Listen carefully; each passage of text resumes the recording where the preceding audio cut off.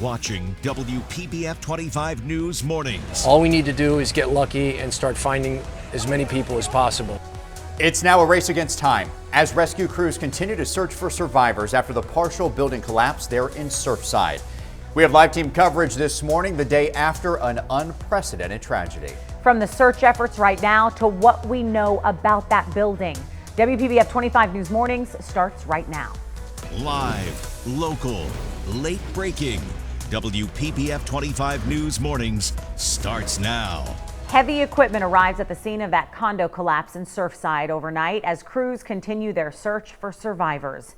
Good morning. It's 6 o'clock. I'm Gianna Caserta in for Aaron Guy. And I'm Mark Kelly. Thank you for starting your morning with us. It is Friday morning, June 25th. Of course, we're going to have more on the building collapse near Miami in just a moment. But first, we do want to get a check of that forecast. Let's go to Sandra. All righty. And as we take a look at your first warning radar, there are already some showers on the board. I'll zoom it on in to west of Jupiter Farms, right along the turnpike here, heading back in toward the acreage. This is due to the east wind flow and just a saturated atmosphere. So that's the case as well. Sadly, down here around Surfside, they saw some showers earlier. Those are moving back into Carroll City. There's another big cluster that may or may not affect that area. Of course, last night, the weather was inclement and they had to suspend the search for just a little while. But things are back up and going this morning. We have 80 in West Palm, 79 in Port St. Lucie, 76 in Vero Beach. It is really steamy. Mugginess just pervasive. And so today, again, very good chances of widespread showers and storms, especially between about 11 and 3:30 this afternoon. We even have a chance coming in now at about 9 o'clock. So everywhere, not all at once, but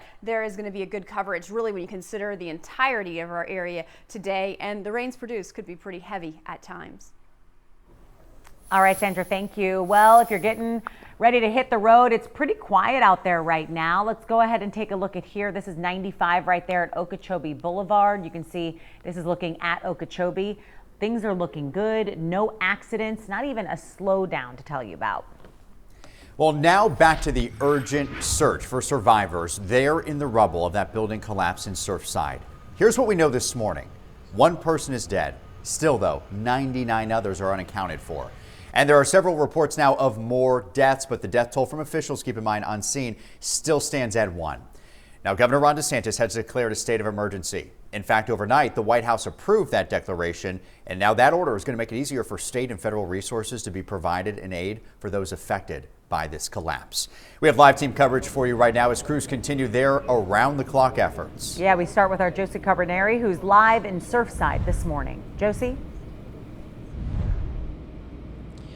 Well, the first thing I want to start off with is we just noticed some smoke coming from the building that still stands. I'm going to step out so that you can take a look. It's unclear where this smoke is coming from exactly, but we do know it's coming from the building that is still standing. The other side, as Mark mentioned, it has collapsed, and so crews have been out here all day yesterday into the night and then into this morning, and they're working to put out what seems to be a fire over that way. So we'll of course be giving you guys an update once we know more about what's happening there. But they are looking for air pockets, hoping to find survivors who may be trapped. They say it's a dangerous operation for these search and rescue teams because the collapsed portion of the building is being described as pancake. Now, there's a lot of concern that the remaining standing portion of this building could also collapse at any moment now.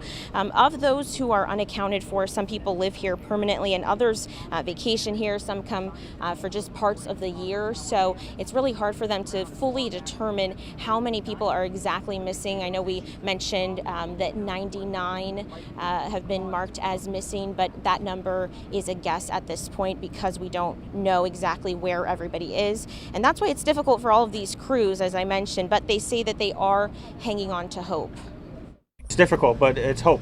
You know, the opportunity of why we're here and the chance. So we heads up and we keep going.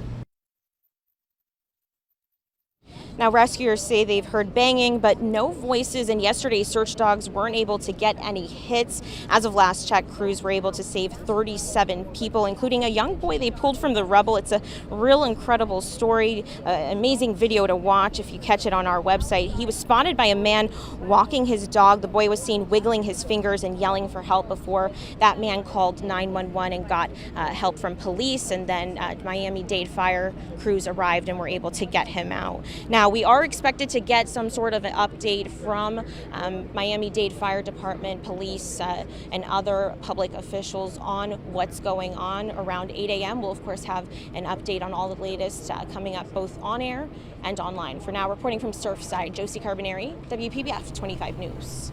All right, Josie, thank you. We now turn to our Waukesha Bailey to continue our team coverage. And so, Waukesha, another big question so many are asking this morning, what led to this tragedy?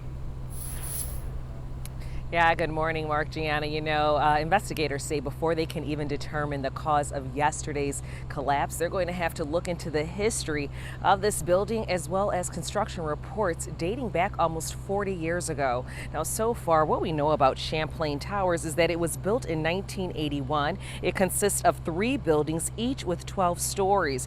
Now, the one that collapsed was the South Condo building with 135 units. Now, Joe Pistorino, an expert who wrote Florida's building codes and guidelines back in 1974, has been hired to help investigate what went wrong at Surfside.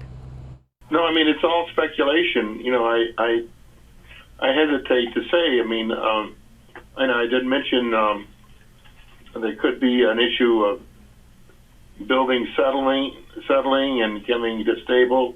Concrete columns or concrete supports that have cracked and no longer have their capacity.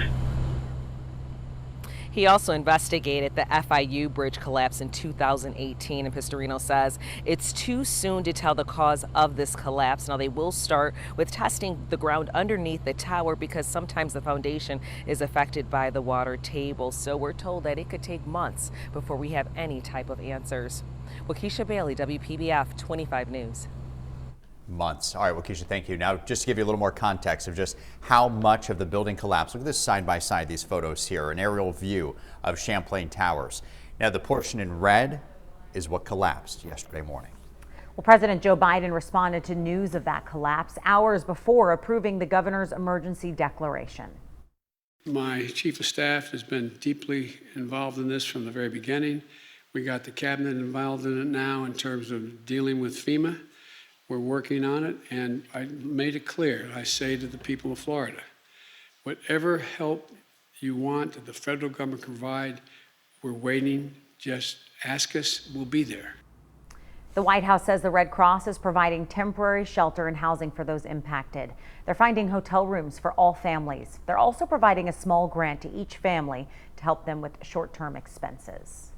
Well, Jackson Health System continues to monitor the ongoing developments there in Surfside. They say their trauma center medical staff was on site at the scene working yesterday in collaboration with Miami-Dade Fire Rescue and the local officials on the ground. Now, they say they have received 2 patients so far from the collapse site. Our coverage of this building collapse does not end in our newscast. You can always get breaking news updates right to your phone. Just download our WPBF 25 News app. You can download the app by just pointing your phone camera at the QR code on the screen, and then you get redirected right to the App Store. Time now 6:08. Former Minneapolis police officer Derek Chauvin back in court today. The years he could be spending behind bars after being sentenced in just hours. Plus, Rudy Giuliani stripped of his law license. A New York court's reasoning for that decision and what Giuliani's lawyers are saying about it. We'll be back with that story too.